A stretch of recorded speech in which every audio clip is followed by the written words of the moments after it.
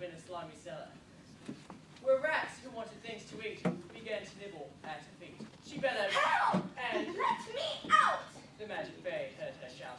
Appearing in a blaze of light, she said, "My dear, are you all right?" "All right!" cried Cindy.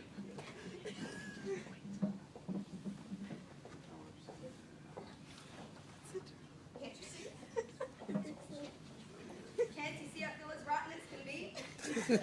She beat her fist against the wall and shouted, Get me to law! There's a disco at the palace. The rest have gone, and I am jealous. I want a dress, I want a coach, I want earrings and a diamond brooch, and silver slippers, 2 of those, and lovely nylon pantyhose.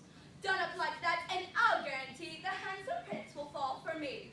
the magic fairy said, Hang on a tick. and gave her wand a mighty flick. And quickly, in no time at all, Cindy was at the palace ball. it made the ugly sisters wince. Ew, to see her dancing with the prince.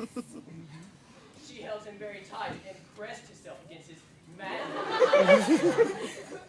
The prince himself was turned to pulp. All he could do was gasp and gulp.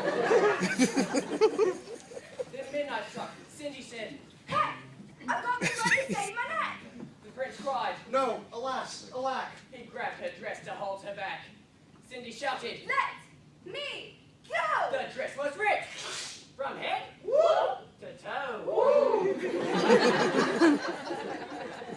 She ran out in her, wait for it, underwear, and lost one slipper on the stair. The prince was on it like a dart. He pressed it to his pounding heart. The girl the slipper fits. He cried, Tomorrow morn shall be my bride. I'll visit every house in town until I've tracked this maiden down.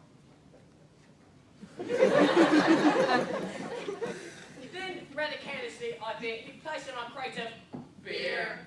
And once one of the ugly sisters, the one whose face was blocked with blisters, sneaked up and grabbed the dainty shoe and quickly flushed it, patoosh, down the loo. In its place, she calmly put the slipper from her own left foot. Aha, you see, the plots grow thicker. And Cindy's luck starts looking sicker. The next day, the prince went charging down to knock on all the doors in town. In every house, the tension grew. Who was the owner of the shoe? The shoe was long and very wide. An awful thought got lost inside. A wee bit icky. The owner's feet were hot and sticky.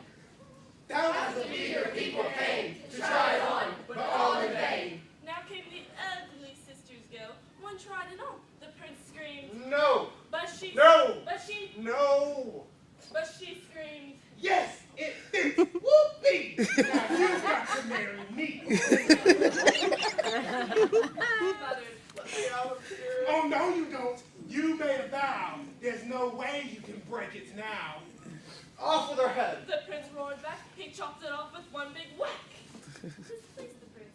He smiled and said, She's prettier without her head. Now came sister number 2, who said, now I will try the shoe. Try this instead. the prince yelled back. He chopped it off with one big smack. Her head went crashing to the ground. It bounced a bit.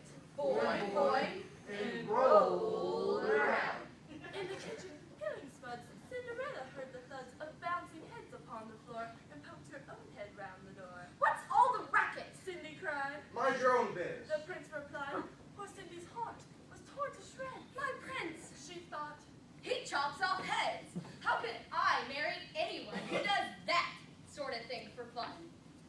that just then appearing in a blaze of light, the magic fairy hove in sight. Her magic wand went swoosh and swish. Cindy, She said, come make a wish. Wish anything and have no doubt that I will make it come about. Cindy answered, Oh, kind fairy, this time I shall be more wary. No more princes, no more money. I have had my taste of honey. I'm wishing for a decent man. They're hard to find. Do you think you can? within a minute.